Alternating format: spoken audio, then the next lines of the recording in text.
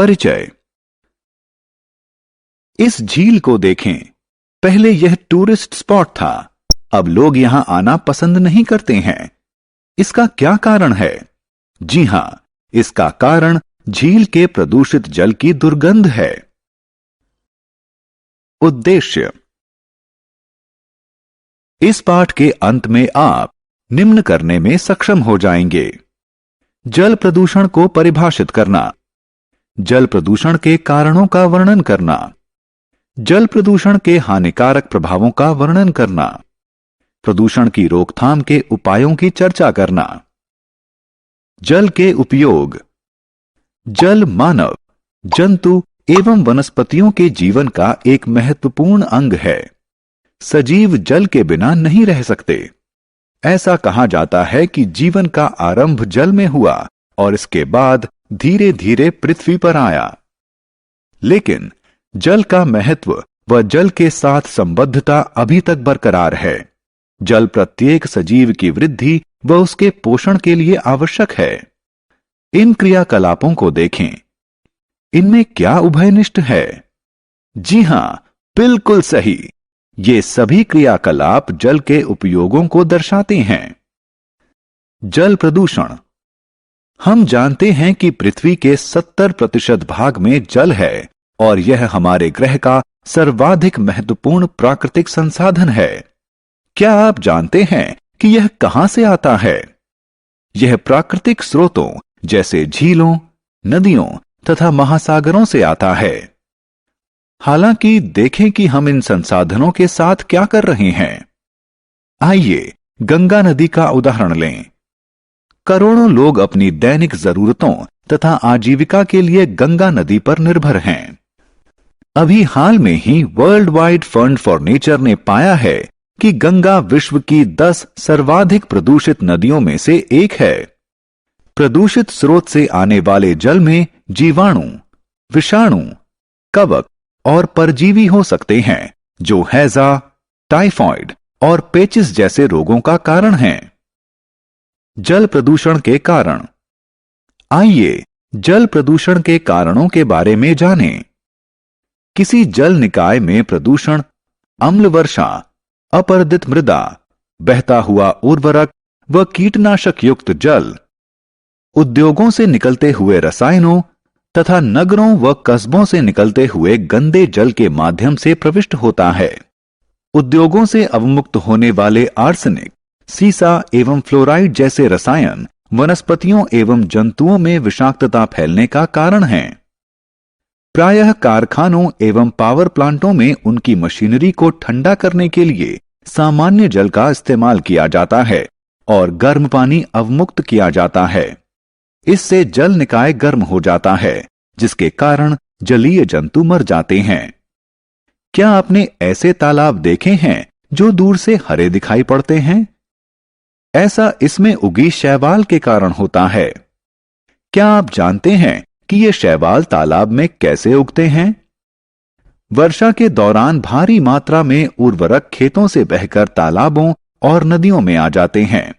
ये खेतों से बहकर आए हुए उर्वरक शैवाल के लिए पोषक का कार्य करते हैं और उसके बढ़ने में सहायक होते हैं।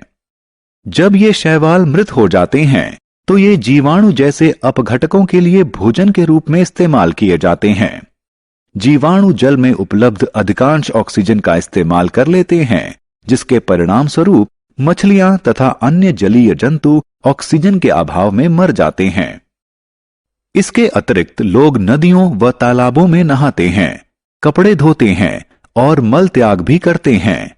वे नदियों में कूड़ा कचरा, फूल और नॉन बायोडिग्रेडेबल पॉलिथीन बैग भी फेंकते हैं। अधिकांश नदियां उच्च प्रदूषण स्तर के कारण मृत हो गई हैं और उनमें जलीय जंतुओं का रह पाना संभव नहीं रहा है। जल को दूषित करने वाले अपशिष्ट जल प्रदूषक कहलाते हैं। आत्ममूल्यांकन। बच्चों, अब मनोरंजन का समय है। प्रश्नों को ध्यानपूर्वक पढ़ें और सही विकल्प पर क्लिक करें।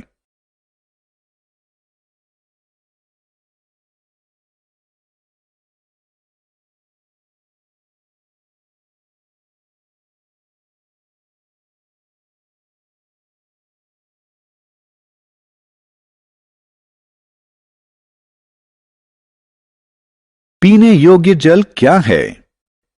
तुम क्या कर रहे हो? आपको यहां का पानी नहीं पीना चाहिए। लेकिन क्यों? यह तो साफ पानी है। जो पानी साफ दिखता है उसमें भी रोगजनक यानी बीमारी फैलाने वाले सूक्ष्म जीव और धुली हुई अशुद्धियां हो सकती हैं, जिससे बीमारी फैल सकती है। सच? हां, तुम्हें सुरक्षित रहने के लिए शुद्ध पानी पीना चाहिए। जो जल पीने के लिए उपयुक्त होता है पेयजल कहलाता है। जल को पीने के लिए सुरक्षित बनाया जा सकता है।